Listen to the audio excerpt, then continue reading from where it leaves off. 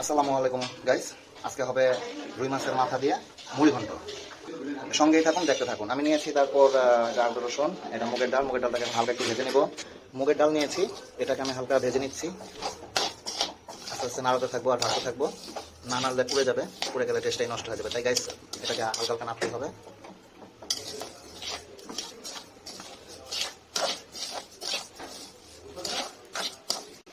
ডাল ভাজা ভাজা হয়ে গেছে, এখন আমি চুলাটা অফ করে দিব।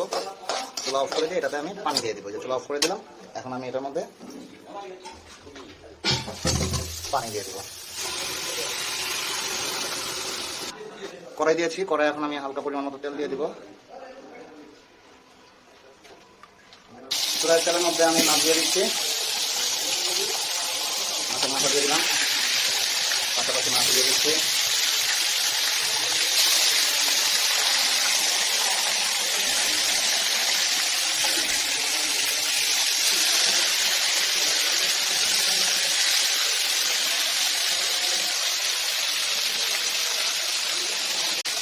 মাছ ভাজা প্রায় হয়ে গেছে, এদিকে আমি মাথা ভাজতেছি।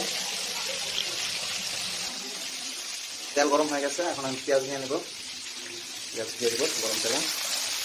পানি রাখুন। এবার আমি আদা রসুনের পেস্ট দিয়ে দিব। পেঁয়াজ মোটামুটি গরম হয়ে গেছে।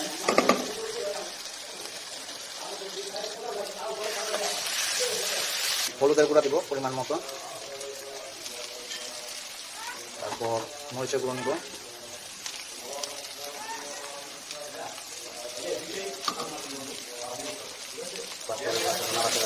পেঁয়াজ আমার কষানো হয়ে গেছে, এখন আমি মাথা দিয়ে দিব।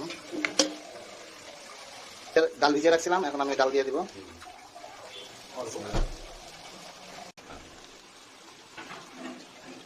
ডাল দিয়ে দিব এখন আমি সব।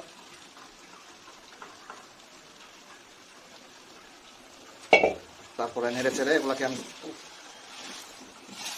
হাতে গরম লাগছে গাইস, তোমাদের জন্য অনেক কষ্ট করি। প্লিজ কমেন্ট করবে, তারপর ফলো দিবে। মোটামুটি ডাল আর মাছটা আমার মোটামুটি ভালোই কষানো হয়ে গেছে। এখন আমি এটাকে পানি দিয়ে দিব। পরিমাণ মতো পানি দিতে হবে, তারপরে হালকা একটু নেড়ে ছেড়ে দেবো।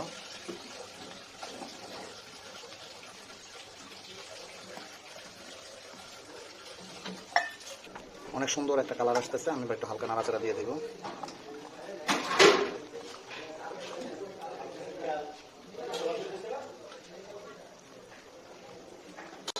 এখন আমি কাঁচামরিচ নিয়েছি, কাঁচামরিচ দিয়ে দিব। এখন হালকা জালে ডাল হতেই থাকবে, ডালগুলো সিদ্ধ হতে হবে। আমি জালটা কমিয়ে দিচ্ছি, হতে থাকুক।